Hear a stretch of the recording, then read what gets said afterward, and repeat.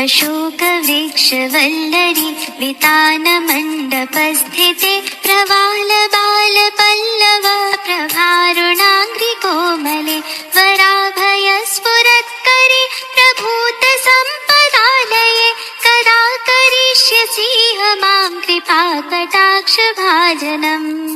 अनङ्गरङ्गमङ्गल प्रसङ्गभङ्गुरभ्रुवां सविभ्रमं ससम्भ्रमं दृगन्तबाणपातने निरन्तरं वशीकृत प्रतीतनन्दनन्दने कदा करिष्यसीह मां कृपाकटाक्षभाजनम्। तडित्सुवर्णचम्पक प्रदीप्तगौरविग्रहे मुखप्रभापरास्तकोटिशारदेन्दुमण्डले विचित्रचित्रसञ्चरत् चकोरशावलोचने